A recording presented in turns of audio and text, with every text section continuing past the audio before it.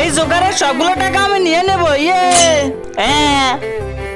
এই দেখ আমি জোকারের সবগুলো টাকা নিয়ে এসেছি। আরে বা অন্তিমা, আর তুই যা ওর প্যান খুলে নিয়ে আয়।